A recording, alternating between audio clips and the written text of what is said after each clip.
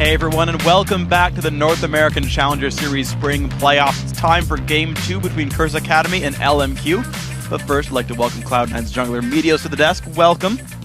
So many junglers in the desk all the freaking time. Every single time. So, first of all, let's go into that game. LMQ, of course, looks great. How'd you feel about them? LMQ definitely looks strong. They pretty much got an advantage off level 1 and snowballed it pretty quickly. Yeah, so Siege comp, I feel like that's kind of the normal thing for LMQ. Do you actually watch the Challenger scene much? Are you well equipped with like LMQ strategies? We have played LMQ a lot. I don't watch every Challenger game. I try to tune in sometimes, but we definitely scrim LMQ a lot, and they're very familiar and very good at playing the Siege comps that they run with Nidalee, Caitlyn, or Lucian, and they just love pushing down your towers and poking you in. So from your experience playing against them, how's the best way to kind of circumvent that and knock them down? Because that seemed very convincing. Well, the best thing to do against a Siege poke comp is just get some really hard engage, whether it be like Leona, Vi, just champions that can get in there. But Curse Academy's team comp that game was a really like snowball-y comp where you have Soraka, Ryze, pretty much all their champions do really well when they're ahead, but when they're behind, they can't actually do that much. And so they had an unfortunate level 1, and they just couldn't really come back. And from a jungler standpoint, it was Elise versus Xin Zhao, and he was building the new Feral Flare item. And how do you feel about Elise in this patch right now, and how she stacks up against Feral Flare, too? Well, on this patch, Elise is weaker ever since, I think, 4-4, where she got nerfed. Yeah. And so she does get outscaled by a lot of junglers, but what she still has going for her are really strong lane ganks. So she can pressure the lane super hard. So what it comes down to is if the team can avoid getting ganked by Elise early game and can just let Xin Zhao farm up, he'll probably outscale her, but on the level 1, there were 16 summoners below in level 1, all flashes, everything.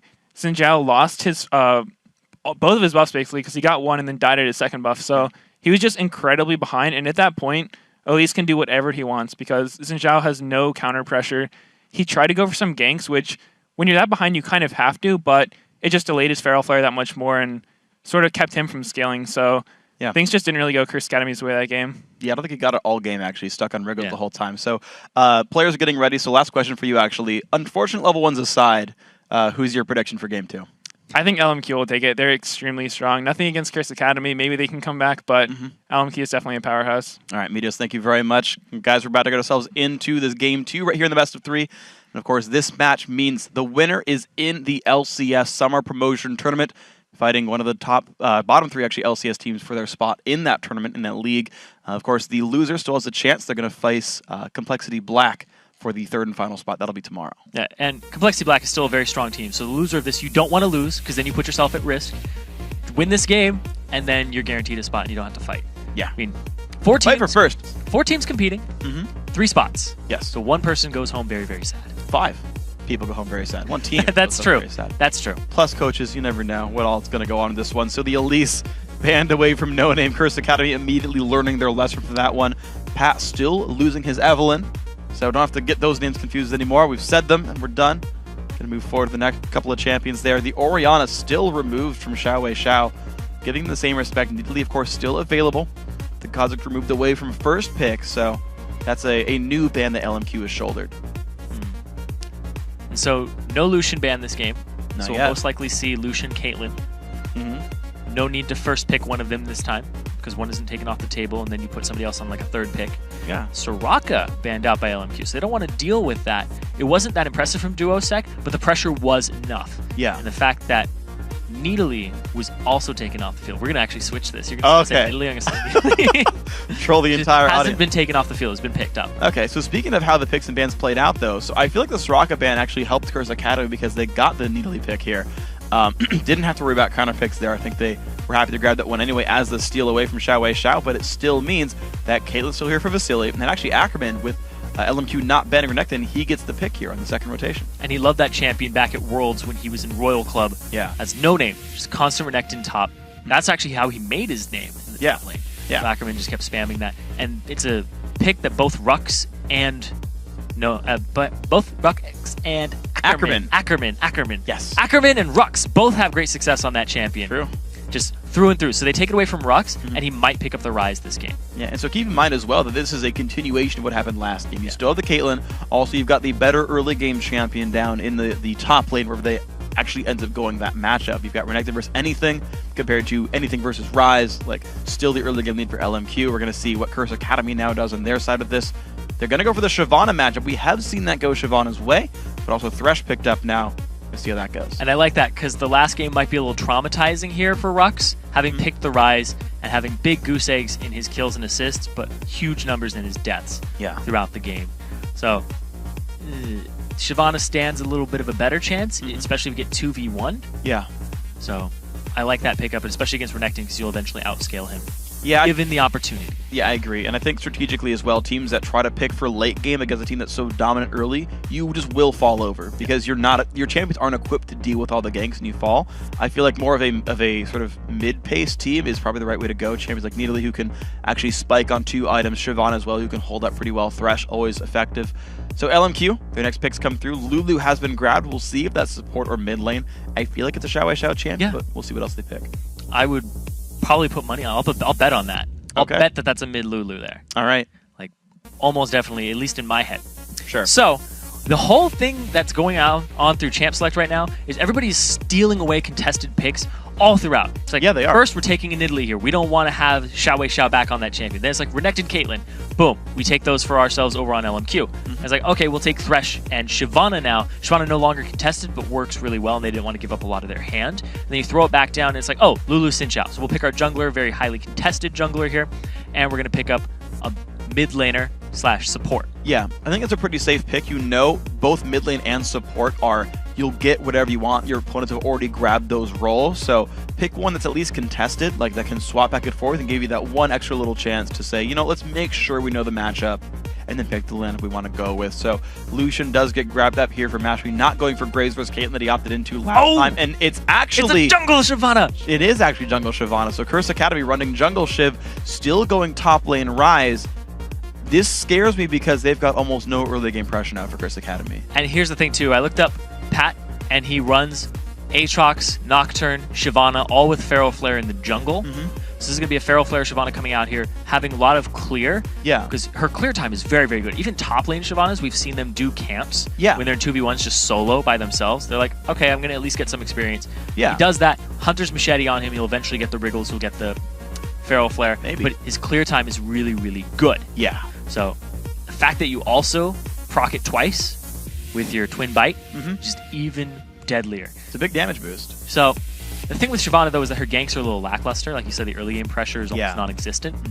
So it might go on hit Shyvana, which is just a really fun build to do. You're like Blade of the Ruined King on top of your Feral Flare. You need like a Ruined King or a Randuin second item for some sticking power. See what he gets, grabs with it. So I'm a liar. No name picks up Xin Zhao. Does pick up Feral Flare jungler. But he picks the one that's there for the ganks, not Master Yi, so I'm at least half right on this one. But LMQ have their full lineup, a freaking ton of early aggression. Annie Caitlyn is crazy, Lulu in general is great, Xin Zhao, good early gank, Renekton for the lane bully. LMQ, the same look for themselves, just a little bit less siege pressure. I'm looking at this, it's early, all across the board for LMQ. Curse Academy, late game Ryze. Yep. Nidalee mid-late game. Then down in the bottom. Shyvana. Yeah, exactly. Shyvana in the jungle. That is basically, I need to make it to the late game. It's like the late game-ist AD carry, or jungler, I feel like. Does do AD damage. Yeah.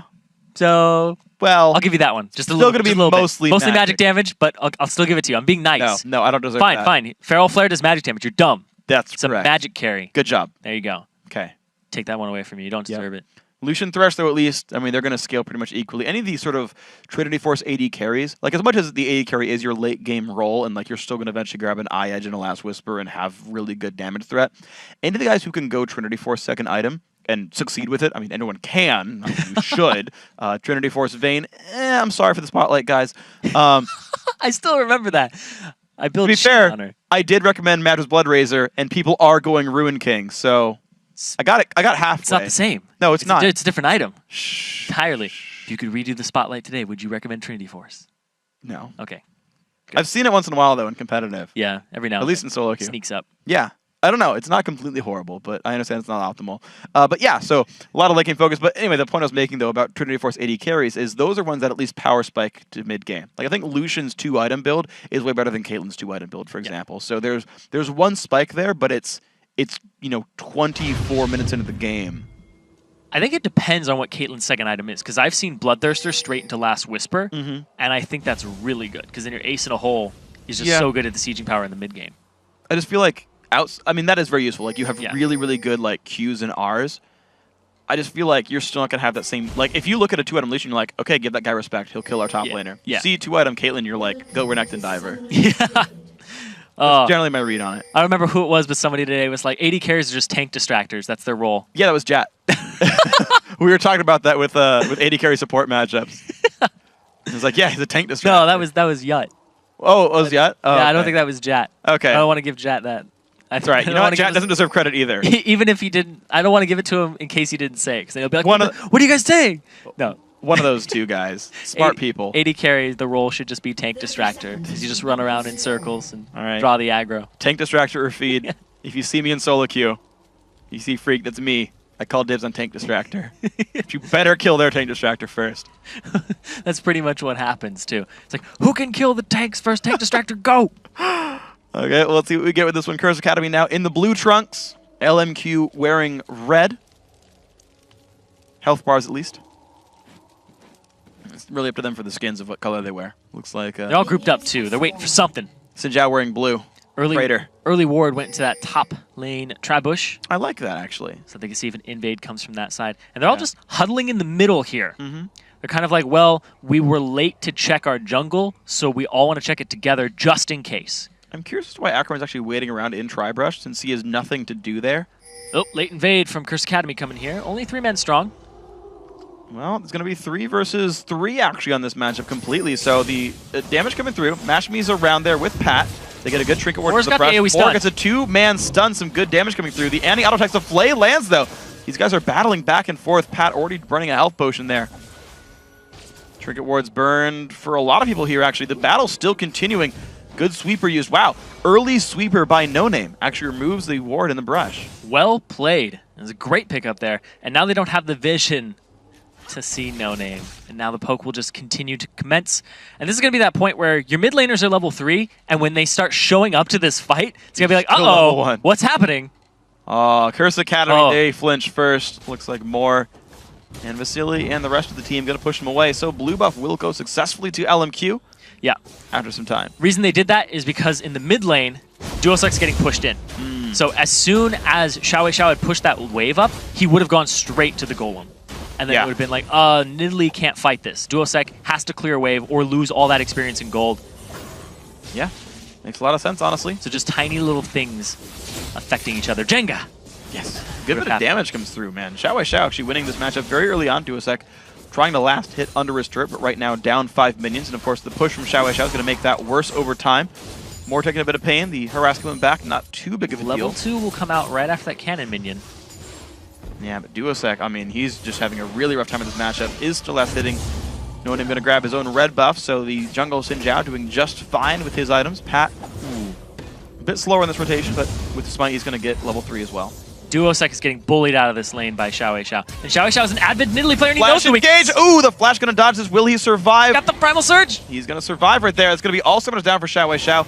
The same here for Duosek. Just trying to last hit with Qs, but Pat has to now hold the mid lane. Used the heal on himself, and then threw out the Primal Surge. It's the right order.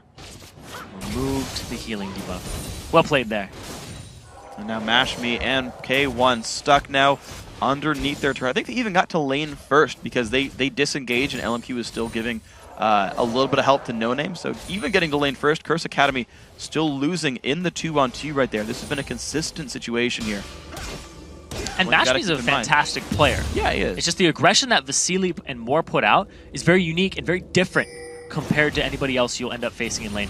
And No Name, he kind of stuck it to you there. He played Xin Zhao game 2. Yeah, I know. I know. Counter jungling, getting those stacks because it starts stacking up when you have Machete. It does. He took the big Wraith. Watch him go Ancient Golem, and I'm right all along. Oh. It's super unlikely. But if there's one player to do it, I feel like it would be him. Mashmi dodging away, keeping himself in a decent spot with this one. We're going to see what happens with this matchup here. Of course, it's still bleeding minions. Not too badly, actually. It's only -3, and everyone's kind of traded away potions anyway, so... So, Pat's off on the side. Here comes the TP and the engage from Pro. Play, the Lantern as well. Big damage comes across now. Moore does have the flash, but Rune Prison might be too much. One more spell to go. Rux picks up first blood 5 minutes in for Curse Academy. That's a lot for a little girl there. He's going to give up pressure in the top lane over a Renekton. And typically Ryze is a good counterpick against Renekton. But now he's going to have all that free reign in the top lane. Go ahead and push those waves up. And No Name was seen by a ward. Yep. Not going to get picked up Not for quite much the here. fog of war manipulation he wanted. Yeah, but Ackerman's going to get a big lead in this lane. Look at this, taking down the wave behind the turret. It's going to be a lot of gold denied from Rux. Even with the first blood gold, you're seeing a 300 gold lead for Curse Academy is going to slowly evaporate as these minions die under the turret. Of course, the dual lane forced to come back in as well. Early Sightstone picked up for more. Going to see if K1's assist helps him with this one. And Moore started with the Ruby Crystal so he can rush that immediately. It allows him to sweeper, allows him more domination of the vision game in the bot lane. And now he's going to need it because what happened there was just a lack of vision in the tri-brush and seeing the engage. Also some good plays by Pro, though. Absolutely. I mean, the entire thing worked well, yeah. Good on them. And as we look across the map here, it's like Rux. He's going for that build again. Standard build here, but he needs to scale up. And Ackerman put the pressure on, but he's going to have it returned. Yeah, and we're going to see how well this Renekton can sustain because Ryze actually has already got his second mana crystal. The first blood gave him enough money for that. He had actually recalled for tier Ruby crystal before the teleport bot, used that money to grab a Sapphire crystal, and so it's a Ryze that is scaling quite nicely. Hasn't been punished, only down 7 minions. Path's got to be careful, so does Duosec actually. Moore does have Flash, keep that in mind. He has Ignite as well.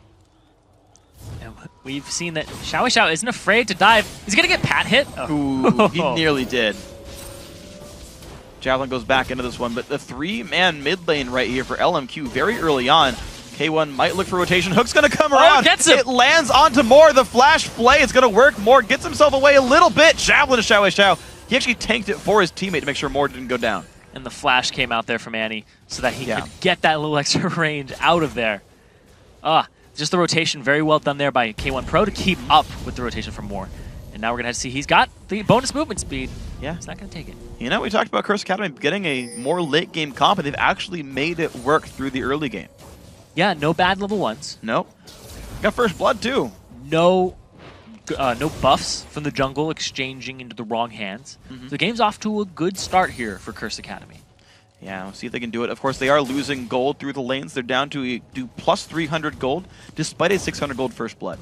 So the laning phase is actually taxed 300 gold in LMQ's favor in closing this gap right now. A lot of that's from the mid lane, too, because Xiao has just been putting on a clinic.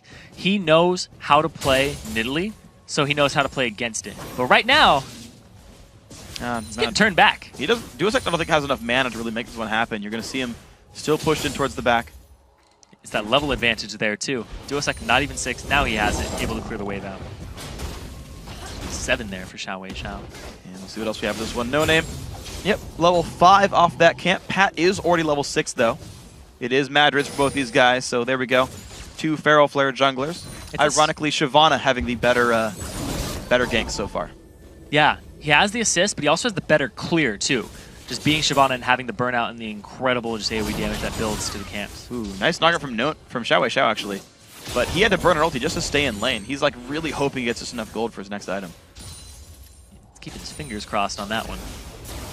Might have been enough. Now he's heading back.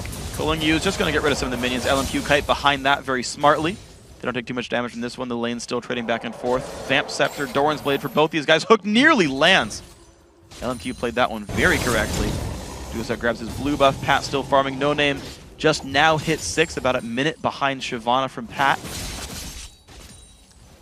300 gold, still the difference actually. These minions not going any worse here. Another Sapphire Crystal. That'll probably be a Glacial Shroud for Rux. It's now, what, like a 900 gold item at this point? 950. Yeah. It's really cheap. It's cloth armor plus Sapphire Crystal. Yeah, helps Ryze quite a bit, especially against AD matchups. And it's not even that much less in terms of stats as it was before. Because really Ryze wanted it for the cooldown reduction. And the mana. And the mana more than anything. Oh yeah, mana, sorry. Let me not offend you. Mana. Mana. Oh. You know that Forte is actually also accurate. Yes, it is. Yeah. It's just the adopted pronunciation of Fort, because people said it so much that way. Just like mana. And it's kind of just colloquial speech. Do you say data or data? I don't know. Interesting. Data? Data? I think I say data. Okay. Star Trek character. Yeah. That's like when I was a kid, that's the only character I really liked. It's I fine. don't know why, because I couldn't understand the show, but I was like, oh, he's all pale. That's cool. Fits us well as nerds. Here we go. Rex and Ackerman in a duel at the top lane, but No Name waiting around on the wings. And notice he's in the correct brush. There's a ward that just timed out, actually. But they have no idea that ward timed out, actually. No one saw it when it died. But, of course, you can't go for it anyway. There's a minion right there. Yeah. Both these junglers are playing very farm-heavy games. Like, we're both going to get Wriggle's Lantern and try to get it to Feral Flare. So the pressure in this game is going to be a lot less. And here comes the stun. And Pretty big stun, but the double dash is actually used early. Here comes No Name taking a bunch of pain. The Ignite onto Rux. He gets the trade kill, but the red buff just goes to Ackerman. He's going to walk away successfully in that one. Pat pops the ult. He doesn't get much for it. I think he missed Xiao Xiao, actually. Do a sec now, not in the best spot. The Q, will it come across? Get away from your teammate. 2v1, no problem. Ignite flashes the Q at the right time, keeps himself okay. Man, that was rather close. Yeah, 2v1 there, and Lulu against the Shyvana, it's just soft kiting backwards with disengage. It's Glitter Lance, you can't close the distance, and now he's rewarded with a turret. Well, look at Xiao Xiao's build. He actually rushed a Sheen just to have better burst trading. Doesn't care about the mana regen, doesn't care about CDR, just wants to burst out. Oh, he's got the Sheen, he's gonna do the damage. It's okay, Summoner Heal pop, but top lane turret goes down as well. LMQ, with the slow push lead in 2 of their lanes, have already taken 2 turrets. And despite the heavy farm game here from the junglers, it's really ganks that transition into dragons, so nobody's touched it yet. And that might be the next point of contention here, considering that this middle turret's gone down. Xiao Xiao's going to need a new target in his sights, because he's not the type to just sit around and do nothing. Definitely not. It's going to sweep away the wards now. 3 sweepers already. 12 minutes in. LMQ killing off 2 trinket wards just now. They have made their way over towards Dragon, and honestly, Curse Academy's dual lane just had to recall, so they're not in position to stop this. Xiao Xiao putting pressure back on a duo sec. Just imagine how devastating that would have been. Glitter Lance hit. Yeah. Well, looks like we are going to have potentially Cutlass first for Pat. He's added a longsword after the Wriggles. His stacks, by the way, 17 right here, so not far off the base. He's 8 stacks away from Feral Flare at 12 minutes. I'm thinking about it too. Athene's, considering that you can no longer get 2 Glitter Lances off of the same help picks, the Sheen is actually quite good. Yeah. It's going to give you more mana. It's going to give you the ability. Exactly. And the fact that you have picks, just regular damage on top of it, really good for harassment. You're going to be making Duosec burn through his mana by Primal Surging himself constantly. Yeah. Well, bottom lane turret will go down, though. Answered for the Dragon recall. Bloodthirster already done. Javelin comes out. Xiao Xiao is low. Rux does not have flash. He hit a trap. Okay, Duosec, can you get the chase kill? Isn't spotted. Out of range. Xiao Xiao stays alive. Oh! That probably hit Pix, but not Lulu. Yeah, it would have just skewered Pix. Poor fairy companion. Shielded himself, but didn't even matter. I think it would have gone through the shield. He would have. I think he would have died through the Just shield. Yeah. barely. But it would have been. But it would have been. It's a good would wild have been growth. a max range javelin. Yeah, great wild growth. As well. Great wild growth, great chase there by Duosec. If Rux had flash, Xiao Xiao would have been done. And Xiao Xiao actually still had flash available to himself. So if he had thought he was in danger, most likely would have flashed. So. Well, so that's how well he knows Nidalee. He's like, the range, not going to touch me. Not even close. Then why even shield? What a jump. Just because. Style points. Sending a message. I didn't need this cooldown. All right, so to keep track of the lanes, both AD carries just got their Bloodthirster. Vasily got his a little bit before those. We've got a few more stacks. Pat finishes off the red buff. Ackerman, he's roaming around a lot. Wow, he gets the ward just in time. Barely caught that one. Good reflexes for himself. Now, once again, Xiao Xiao. Turret pushing with the Sheen. Let's see if we can find it. There comes the engage from Pat, though. He is trying to make this one happen. Puts in some damage. Xiao Xiao. A little bit low, but Pat, I mean, to be fair, Jungle Shyvana, that cooldown's so low because you're always attacking. It's like, that's okay. Yeah, it's like 45 seconds if you're just always attacking things. Yeah. Very, very low. So he's going to have that gap closer, just doesn't have any CC. And now he's actually going for the Athene's Unholy Grail after the Sheen. Just because he wanted to push turrets faster, just because he wanted to harass in the lane. It works. I mean, that's the LMQ style, is sieging. Sheen works great against turrets. And it's an early game comp, so why not just go for that big burst in damage?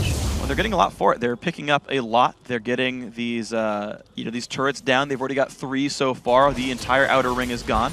Rux is waiting in the top side, just getting his farm. That seems exactly like the goal for Curse Academy. Ackerman hasn't been top lane for a while. He's been roaming the last few minutes. looking for this push. Now Ruck's definitely off to a better start. Has the teleport available to him, and there's a ward, a pink ward, behind LMQ. So if Curse Academy can route them right into it, it may help, but they have a long way to go before that happens. They really do. This turret very much under siege. Xiao whimsying himself, even for the Sheen proc. Just look at how much he's just bullying this lane. He's gotten that turret by himself. Yep. It's going to be middle tier 2 going down right. There it is. LMQ picks that one up. 4-2 in turrets right there. 3,000 gold lead.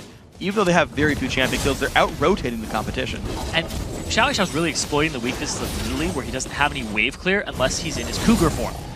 Because all you have to do is Glitter Lance over and over again, if he goes in to try and clear that wave on the Nidalee, you just help picks him, and then Glitter Lance him too at the same time as the wave. Yeah. So no matter what you're going to be clearing out, and you can see 50 CS.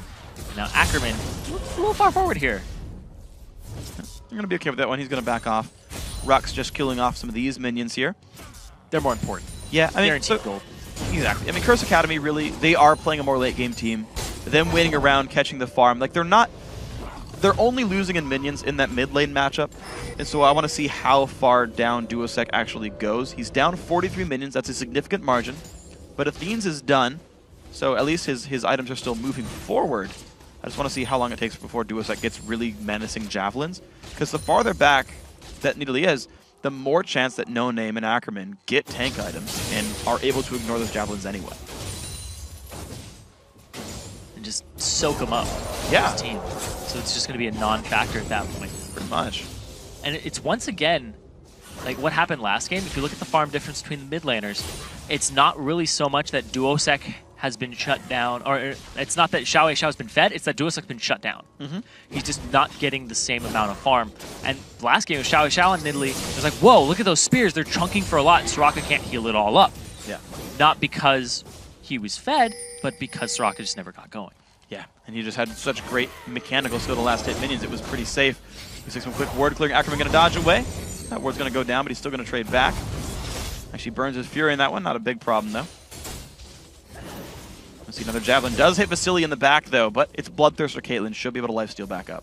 Javelin's getting pretty hefty. Just one item completed here. They're only going to get bigger. Hits No Name as well. The ward over the wall keeping him pretty safe, but here comes the siege once again. LMQ putting the team to work down to the bottom lane. The flash engage, the box comes down. Tamer's on the backside as well. How will this fight go? Lulu is rotating over. The block, more goes down. Vasily, one hit from dead, picked up. 2 for 0. Curse Academy look for a third. They can't quite find it. No Name is still getting chased down, but here comes Xiao. Javelin doesn't actually quite land, went too far forward. Duosec, though, still on the chase. Ackerman on the other side. There's a TP in as well. Rux, Ruin Prison finds No Name again. The Javelin not quite landing, but that was because of Ruin Prison.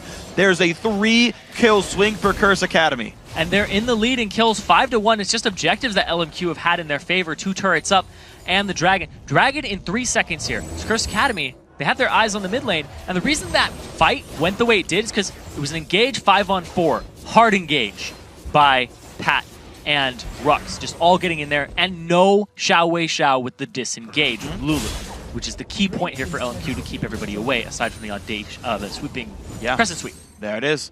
Well, of course, the mid lane outer turret did go down, making that 3-4 in turrets, not far away anymore, and now Dragon being contested. Curse Academy finally getting themselves on the scoreboard for this one. Ackerman waiting in the wings, though. LMQ don't want to give this up, but their jungler's not around. Pat, he doesn't actually get the lantern for himself, does get the smite. Big damage, Moore goes down first, but Pat's got nowhere to go. He's going to fall over. Vasily taking an ulti just to be sure. Their Ackerman in the wings does have some fury. No Name re-engaging as well. Rux taking some pain. Javelin comes across. They do not take down the Crocodile. They're still going to have to try to run away from this one. A -1 fight for Dragon. Not exactly what Curse Academy wanted, but at least they got something. And they're almost even in gold, so it was actually a good trade on the overall. And now back to clearing the waves, back to trying to siege this up against a Nidalee. Well, we'll see. The last minion goes down. The minion No Name has to tank this, but he doesn't take enough damage. That will be a dead turret. 5 now for LMQ. They've taken most of the outer ring. So if Curse Academy ends up winning another fight, there is gold for them to take on the map. We saw it there where they got the turret. We're going to see here, Pat decides to stay in and just smite it away, and then Moore just gets dropped there by Mashme with actually a really great fade away on his auto attack. Yeah. And then Rux, he just gets collapsed on here by 4 members. Curse Academy, they seemed so afraid to fight that. No Name wasn't in the battle yet. They knew that LMQ was trickling in, but the fact that they waited, let Pat get soloed, and then like refought later. It was just strange shot calling by Curse Academy. Yeah, and this is something that we've seen from Curse Academy multiple times, where their beginning of their game is really solid, and then their late game decision making, it seems like there might be something a little like conflicting calls. One person wants to say like, I need the dragon, we need the dragon, which it actually was a good call in the overall because it went even in gold, but they lost the bottom turret, and they may have been a little afraid because they hadn't backed since they last beat LMQ in that fight, whereas LMQ were coming out strong. Full items, full gold spent, combat stats just ready to go. Yeah. So in the overall, they were actually a little bit stronger. Yeah. That seemed the case there. Xiao Xiao gonna grab his own blue buff. Fighting the golem. There we go, finally gets it. Plus 8 gold for the little mini guy. You got a 1,500 gold lead for LMQ. Definitely not the same as Game 1 here. Game 1 was almost over by this point. The middle inhibitor was dead by this point in Game 1. Curse Academy only down 2 turrets, up 3 kills. Equalizing many of the objectives here. Nearly coming online fairly soon. Has the needlessly large rod, but Lich Bane already done for Xiao Xiao is a bit of an item lead. And Vasily, he's actually already purchased Alacrity on his boots after the Zeal. So he's just going straight for that mobility and trying to get out of the claws of Pat. Yeah.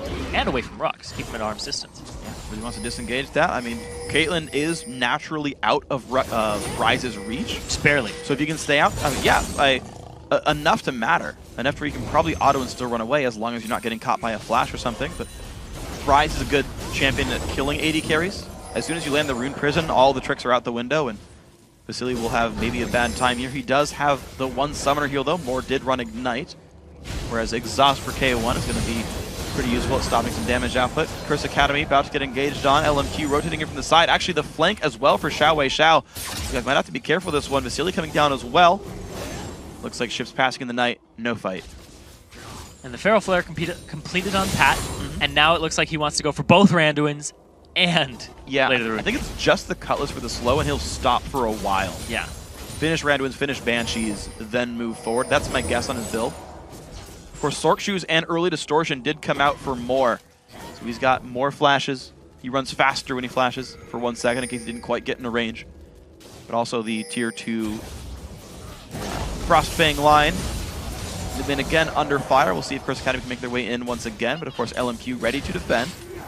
Hook comes in on a No Name. No Name takes some decent damage. Flash engage finds Rux. Can he survive this one? In comes the engage from Shyvana. The box down as well. Exhaust on Vasily cuts his damage down rather quickly. Ackerman's still on the front lines. Great Q comes across. Low health bars now on Curse Academy. Xiao Xiao finds the Q. 90-degree angle takes down the dragon. And that's just the power of Lulu right there. Whimsy herself to re-engage and just help Pix Glitter Lance across. So I thought nobody was going to get out. I thought everybody's going to get out of the fight with nobody dying. Yeah. And then Xiao Xiao just says, nope, that's not going to happen. Was straight in. He still had his flash available to him. Let me see here.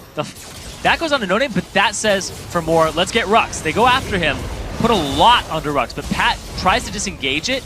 Ackerman goes a little deep, gets Rune Prisoned up, and Rux is now kiting backwards with Ryze's spells, trying to get them out of there, and Xiao Xiao says, oh, they're all grouped. And Rux eats, oh, it doesn't eat it for him. Pat actually takes it, and that was the actual combination there. Yeah, Kate snipe into 90-degree Lulu Q worked quite well. LMQ do go +1 on that fight, putting them now 3,000 gold ahead. That lead is ever so slowly growing. Randuin soon to be completed here for Pat. That might help him a bit. But until he gets Magic Resist, he's got to be afraid of Lulu and Annie. When you saw the engages, like, Moore was okay engaging on just Ryze. Yeah. And it worked out to start the fight out. He had to flash away, took a lot of cooldowns as well, maybe a summoner heal or two. And you're seeing, you know, Curse Academy, it's weird because I still feel like they don't have to rush anything. No, they don't. They got have a 5-2 Ryze. You can wait. They have that late game composition, and the fights have actually been going pretty well, considering you're going even with LMQ at the 24-minute mark, whereas this game, last game was over by around 27? 23. 23? It was already over by this point. Yeah. It was gone. And now Dragon's up at 15 seconds. They know they want to set up for it, so Curse Academy having this control, but they're standing over 2 wards.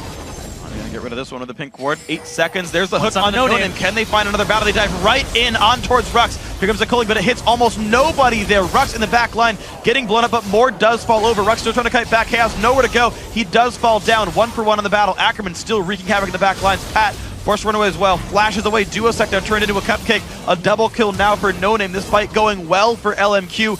Pat also slowed down 3 kills, LMQ, crushing the fight. Once again, evening up the kills, and the Dragon being started up by LMQ now. It's most likely going to fall into their hands. Yeah. There we go. 217 per person. So obviously Rux has a big target on his back, and LMQ's just putting so much into that. Ackerman goes straight after it. No Name tunnel visions him into the pit. Didn't have flash to get out. Yeah. So they knew he was pinned in there. But meanwhile, Curse Academy says, let's go after more. Let's kill more. And they do. But at what cost? A lot. They give up the Dragon. They give up 3 kills for that 1. Yeah. The box wasn't even up as well from K1. It's up now, but he couldn't cast it during that fight. And I mean, when you've got a front line of Renekton, Sin, Jao who need to kind of run at you to make things happen, that box means a heck of a lot. And they couldn't peel him off Rux. Rux still trying to get some more durability into his build. Merc Treads plus the Frozen Heart just not doing enough for him yet. He really had his back up against the wall, and it was stand your ground at that point. Literally, yeah. Yeah, he went into the Dragon Pit, couldn't get over anything. There was a Lantern there to possibly help him, but it was a little out of reach by the time that No Name and Ackerman made it to him. Yeah, so we'll see now the power spikes coming in. Phantom Dancer already done for Vasili's Caitlyn, 1, 1, and 3, 227 minions. Triforce Bloodthirster now done for Mashme. The question is how much armor has now showed up on the LMQ frontline, because that's the power spike for Lucian, but he's fighting a completed Randuin's and most of a Randuin's on the 2 frontliners of LMQ, so might be too little too late. 26 minutes, the 2 item mark. Frozen Heart here too on Rux against Vasili. Yeah. We'll see, the Rux, I feel like, is not even allowed to be in range, though. Defensive or offensive auras have about 700 range, which means that... Yeah, it's pretty much just for Ackerman and No Name when they jump on him. It's if Caitlyn's attacking him, then she's in range. Otherwise, she can hit the rest of the front line. She'll be going after Pat majority of Exactly. the time. So, yeah, it's slowing down the Sin Jiao's technique, but it does matter, and it matters a little bit for Renekton. The dive in now, more taking a bit of damage, down to half already, getting exploded. There's a Q in, but no ulti for Mashme. He used it to wave clear last time he recalled. So now it's going to be the Golem buff, though, still taking Curse Academy. Playing these rather quickly. Looks like, I think Duosec got the blue, but Mashme's wearing one as well. Or does get to recall they safely. steal it away. They deny a charge of Feral Flare to No Name if he was going to take it for himself. Have to see. Now they're just going to continue this 5k gold advantage now for LMQ. Rux in the mid lane, and Xiao Xiao's pinching from the side. Oh man, with a couple of friends as well. Banshee's Veil still there for Ackerman. Wow, the dash used by Mashme, maybe a little bit aggressive. Kate ulti comes in. There's the culling as well. Gonna block out a bit of the damage as Ackerman. You do get the tier 2 turret and the disengage. So Curse Academy not saying die. They're coming back for what advantages they can. Though LMQ tend to win fights. Bit of a gold lead now, mid lane under fire as well. Down to 1/3. Curse Academy gonna stay for this one, but LMQ right on their heels, but they don't get the engage. And most of the deaths on LMQ are from Moore. He just sacrifices himself for the engagement, and he doesn't even get assists on the back of it because he's been dead for so long when people die. Yeah. And I'm actually a little bit surprised that Moore is actually still building Squishy. He's going for some cooldown reduction instead of like more health or something. He's also still leaving Bolt Shield at rank 1. I mean, this is the guy who's diving in first, taking burst damage, but is leaving Bolt Shield at one point. He's got a fiendish codex. Yeah. I mean, he's going for probably Frost Queen's claim. It's possible he's rushing straight for that, yeah. He could DFG. He could Banner of Command. It's an option. I don't need it. Do it more. I don't think they need the extra split push pressure. They have Bring the banner of your people. Command. We're going to see what happens. Rux forced back on this one. His teleport is up, but Ryze is not the fastest split pusher. He just threatens with his farm. Now they're just threatening to do the Baron. You know we do it, Curse Academy. It's a real threat. LMQ say. K1 removing a couple of wards. He does spot these guys. The ward over there spots that LMQ is around. They are waiting around in the pit. Looking for the fight. Got to be careful. Mashme's going to get flash stunned up. There's the engage with Tibbers as well. Mashme taking the Mikhails, but has nowhere to go. Kill picked up by the ulti of No Name. Box comes down, but doesn't help. K1 forced to run away. 1 for 0. 80 carry dead. Disengaged for Curse Academy. That was so fast that the flash and the heal from Mashme on top of the Mikhails from Pro was still not enough. Yeah. To get him out of that. It was get in there by Ackerman, and now with the 80 carry down, they might attempt to do the Baron. Duosec can still throw spears in, so they may hesitate a bit to try it, but it's always an option now. Oh. Good Javelin puts No Name to half. Will the team... So LMQ can continue to bait Baron. But oh, Pat's on the wrong side, and there's a stun from Moore available. He's not quite in range, though. Of course, Flash on cooldown. Looks like Curse Academy with the Javelin onto Vasily do stop the entire engagement. And Mashme's back alive. Pat takes a Lantern out as well. Curse Academy not playing too panicked, but keep in mind, LMQ keep making the right moves. They're finding kills. They're winning fights. This game was 6-3 in kills not that long ago. It's now 7-8. And now, the right move, like you said, not starting up the Baron, is perfect. Because if they had started up, they would have been taking extra damage. They had Nidalee Spears coming straight at them over and over and over again. So just sitting there and trying to bait people into them. They did rout Pat, but the fact that they didn't give up a free Baron is huge. Yes. So many teams would have just gone for it. Would have been like, we got Mash, it's time to go. Yeah. The one thing to keep in mind, actually, is though there's still an item disparity to keep in mind. So double Randuin's Omen is here for LMQ, and there's no Last Whisper for Mashme. Meanwhile, Randuin's not even completed for Pat in the jungle. The Last Whisper already done for Vasily anyway. There's a very big difference in frontline power here. Yeah, and Pat went for the Blade of the Ruined King before he finished. He did. The Randuin. I'm surprised. Wanted the damage, wanted the slow for the rest of his team, I guess, so that Rux could speed up, and Randuin would have done the same for him. Well, another blue buff steal, though. Mashme going to try to solo the dragon away. Meanwhile, so much cooler without the attack being slow. Can't see that ward with that pink. Yeah, it's across the wall. But they can always just disengage. And yeah, I mean, LMQ, they're setting up these traps, but they don't have complete ward control, so they're actually really losing out in a lot of the ways that they could be getting fixed, because no one's going to die of that when they know that there's no threat of Baron dying. Once again, they don't see that ward. It's just free javelins. And look, Chris Gabby just go mid. Oh, we were hatching one the entire time. There you go. And the recalls come in. They know mid inhibitor's not worth Baron, so LMQ forced back off this mid lane push by Curse Academy. And now, No Name and Moore are left to their own devices in the jungle. Decide not to pincer around. That's not the call that's coming out here. It's just play it safe, get your jungle, and we'll see what happens from here. Yeah, and this actually lets Curse Academy get ward control back over Baron. The pink ward in the pit deep enough to watch any wards against the walls. I'm pretty sure anyway. None of them going to be sneaking around, but they remove the pinks of LMQ as well. So that mid lane push gave ward control back to the blue team. 2,000 gold separate the teams. Bot lane has a big wave, so does top lane. Vasily's going to take the top lane wave. Going to see if someone grabs the ones towards the bottom side of the map, towards the east. So here's something. Rux, instead of going for Banshee's Veil or some type of defensive item, goes straight for the Void Staff. This is risky. So his flash is up. Doesn't have distortion boots, though. If he plays it right, there's low risk of him getting caught out and dying, because there should be multiple frontline threats. There should be the Box. There should be a Shyvana. And then he can remove No Name and Ackerman, and they can kill the frontline and push forward. But it puts a lot of strain on Pat to not die, which I feel like him going Ruin King is not going to happen. It's not going to help that, yeah. And Rux and No Name, sorry, Ackerman and No Name, because I see Reconnected and I'm like, Rux. Yeah, no, right. It's Ackerman and No Name. They have a lot of magic resist in their pockets already. See Hexdrinker, Merc Treads, and Banshee's Veil. Yeah, and then that's why you go Void Staff. Vector's Cal, etc. So that's why he went Void Staff. He's very effective against this team currently, but at the same time, Ackerman and No Name might not be on Rux every time. We saw that they are willing to change targets and blow everything on Mash in a split second without hesitation. There we go. Looks like a little bit of a push towards his mid lane. Oh, Ackerman going to get hit for a little bit of damage, loses the Banshee's Veil. Javelin still shooting out, but none of them hit just yet. Rux off with the team as well. Ackerman taking a bit more poke. Mashme down to half mana, but that's enough to fight with Lucian. A haste onto Xin Zhao, the hook onto Moore. The engage comes in, the box comes down. Rux now on the front lines doing a good amount of damage. Moore will almost fall over, but not quite. Rux forced to flash away. He overextended. Javelin onto No Name. K1 in a bad spot. Flash the wall, still goes down. Overextension by Curse Academy to give up a kill. And Rux, he was doing a lot of damage there at the start. We saw the Void Staff look like it was going to pay off. He was just wrecking through Ackerman, but eventually turned in onto him, and Vasily's damage alongside Xiao Xiao's is too much at this point in the game. And only one person on LMQ even had to flash in that fight. Most of their summoners are still here.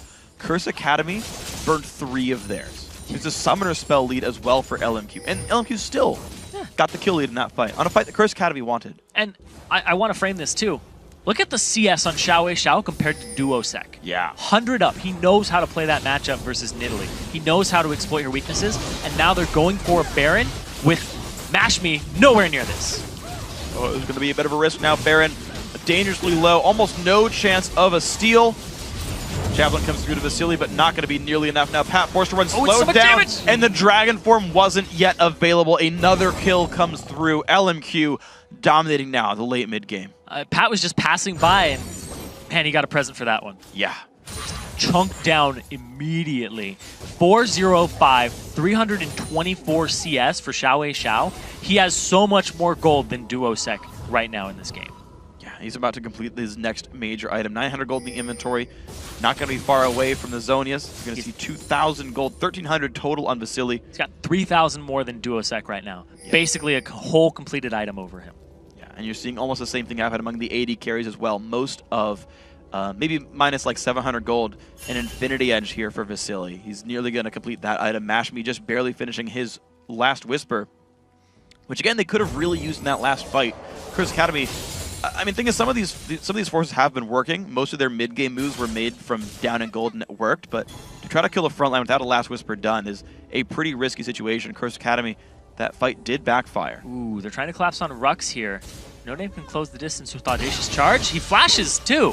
Rune Prison not even used. Rock's going to go back for damage on Xiao Xiao, but down he goes right away. It's a flash Audacious Charge. You didn't want to even give Rux a chance. Didn't have one there. It's going to be not the best situation. Now Pat and K1 forced away. Blue buff was smited up. So that at least was taken here for... Actually, I believe that did still go to Duosec.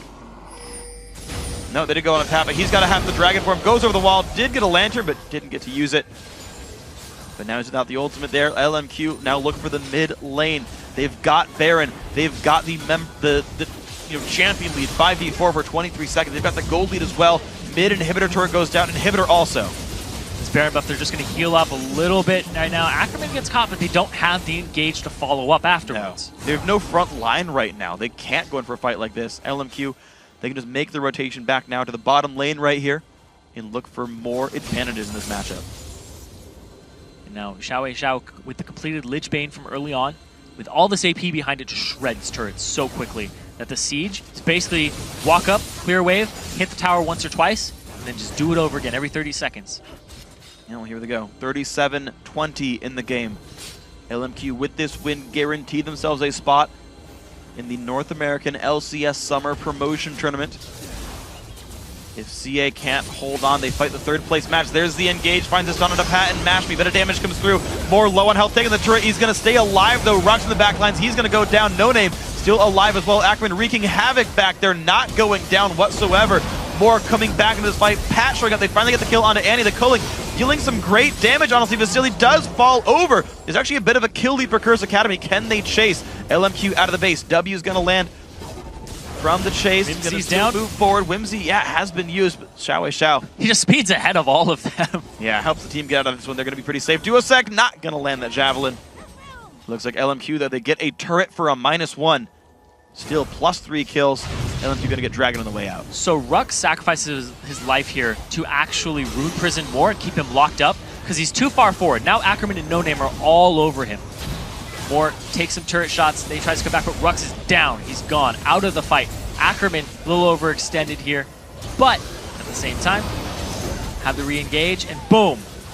Moore, he was way in the back. He comes back in all the way into the fight to help his team out, and the overextension wasn't really an overextension because they were rewarded with the turret. So they had the support, and Moore just sacrificed his life to keep them in the fountain so that the rest of his team could take out the turret. Yeah, it worked really, really well overall. And I gotta say, the coordination of LMQ right there. You saw Mikhail's come through in the Renekton stun, but it was Xin Zhao knockup, into the knockup coming in from Lulu ulti, and Rux couldn't go anywhere. Has his flash up now, but it was too much damage for him to survive last time. He's gonna be adding his combine on Saros fairly soon. Just needs the recipe for that one. The shield will help him stay alive a little bit more, but yeah, the lack of durability on Rux. He started the game out, I believe, 5-1. Uh-oh, more. Sees K1, doesn't go in for it. Sweeps the ward. Puts one down to protect himself.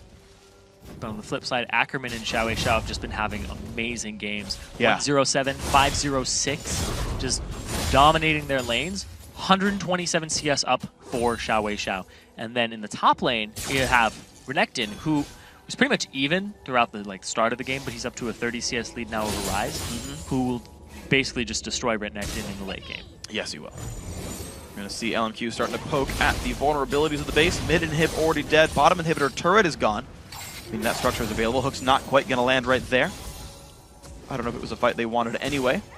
Ward's being swept back. Xiao looking for the ways to poke. Lichbane doing very large damage. Bot inhib about to fall over. The poke coming through. There's the inhibitor number 2 going down. It's just so quick. The amount of damage that Xiao is stacked on with a 383 CS and the 506 on the Lulu. The AP into that early sheen that he got into the Lichbane was just paying off hugely. And now they're just going to rotate and systematically take Curse Academy apart, take every turret in this game. It's working very nicely. Top turret number 2 going to be taking a whole bunch of pain down below half. Looks like Pat not going to find his way into this one just yet, but now Curse Academy are running out of structures in their base. Mid inhib coming back up shortly. Next 15 seconds for that one, but there's another wave coming in. Hook's gonna land on a Xiao. The flash rune person, they go in, but he stays alive for now. Pat in the back lines. They find 1 kill. Rux staying alive. He's spellbombing up, but he's gonna go down. A 3-for-1 fight. Curse Academy finding their way back in. Moore and Ackerman, the only ones alive. Renekton now has got basically nowhere to go. Pat still on the chase. It's gonna be Renekton finally falling over. Annie also to drop. Baron's up in 50 seconds. That's an ace, and by the time the LMQ even spawned, Baron will be up. So if Curse Academy position themselves, clear out their base, they can pick it up immediately and start turtling without it on the field. This is a great hook into a flash rune prison to take out Xiao. He tries to flash away, but Pat is all over him. Rux sacrifices his life for this, but there's just so much AoE damage in the collapse. And then Mash Me, all of them just grouping up, trying to take out Ackerman here, and they leave more to Pat. Takes him out right there, so down. Of course, you can watch the rest of these kills go in, but I was also impressed by the amount of spell vamp that came through from Rux, right? His health bar was going up and down throughout that fight, and now I'm curious, you know, the respawns are coming in right now, but looks like there's no Baron timer for Curse Academy. It's up this very second. It could be rushed down, and Curse Academy are not in position for it. And they're just clearing out their base, trying to stop the super minions from getting another inhibitor. And now LMQ, with that inhibitor down bottom, the way that it is. Yeah, that's the right spot for it. To be fair, Rux has teleport, so there's going to be the small window of super minions actually applying pressure while the TP is up. The LMQ has to bait that cooldown out if they want to secure an easy 5v4 Baron. Don't know if they can do it. We'll have to see. They're once again going to try to bait this setup for it. It's usually how they do. They won't do it unless it's pretty much a guaranteed Baron or a bait. They'd rather bait than start. Well, this they get land. Pat forced to ulti back over a wall, though. He's going to be safe. Annie's stun now available. The Moore has Flash and Tibbers. 4 sweepers on the team. Turret's going down. Pat has to lurk around here. Thing is, K1 can lantern him out, but Moore is waiting in the wings. This Baron's going down rather rapidly. It falls, actually. There's the engaged stun on the Thresh. He's got nowhere to go. I don't know why Thresh was that far forward, but he's going to fall off. LMQ now 5v4 with Baron. 2 inhibitors exposed, bottom one already dead anyway. And LMQ has so much in-your-face engage. Audacious Charge. Just get the Slice and Dice right in there. Get the Lulu Whimsy and the Flash Tibbers. So if you are even an inch too far forward, they will take advantage of that and eat you up. They're going for this inhibitor right now in the mid lane. Bottom still down with the Baron buff up on them. This could be the game-winning push if more kills fall into their hands. Big wave flooding in 27 seconds on the support respawn. No Name taking a bit of damage from the Culling, but not nearly going to be enough. Infinity Edge was completed for Mashme. He's also got him a, not Mechil's, but Mercurial, not Mercurial Scimitar either. Quicksilver Sash! Woo! There we go. Quicksilver Sash does come through for him. Plus Furor Boots on the upgrade. It's going to be, looks like, Banshee's Veil for Vasily. Of course, the earlier pickup on Alacrity. Doesn't mean too terribly much for him anymore, but he's still more mobile. It's useful. But high DPS builds now for both AD carries. They've completed their major offensive builds. It's now just how durable are they. So the backlines are strong. Rise is done building offense as well. We'll see if that's a Banshee's or a Spirit Visage for Rux, but he's learning to grab some Magic Resist. Seraph's Embrace done for him. More tanking is coming in. Pat still without any Magic Resist, though. That, I feel like, is a risk. Yeah. He got the Thornmail, so he's trying to deal with the damage from Vasily, Ackerman, and No Name. But Xiao is still a very real magic damage threat. Wow. Not if he's chunked down, though. Yeah, so that's a 2 Javelin kill for Xiao. Some damage goes back onto the No Name as well. He's going to be okay, though, for now. Backing off. LMQ do have to respect the poke that comes through.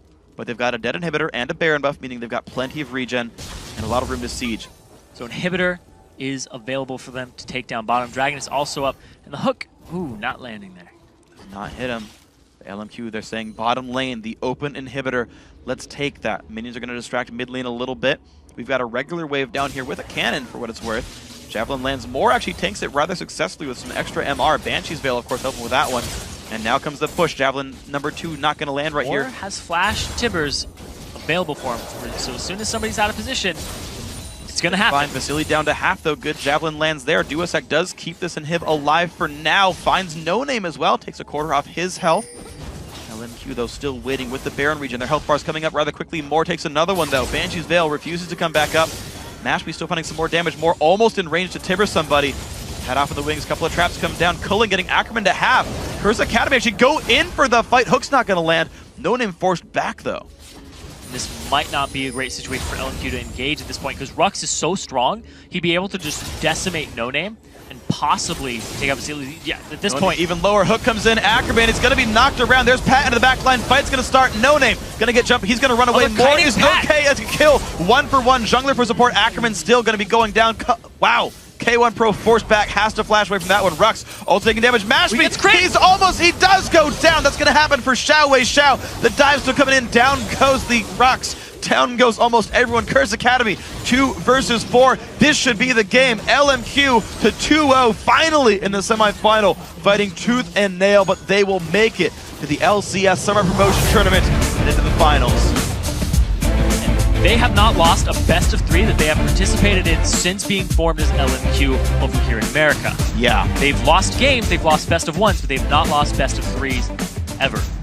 So just sticking to that from start to finish wasn't them all the way through it. Curse Academy came back multiple times, and it was a tug of war, and Rux was really the linchpin in that helped Curse Academy stay in it. Yeah. That last fight was pretty much a non-factor, was being zoned off. Pat, little too aggressive, had to dive back in, and they focused him down so quickly.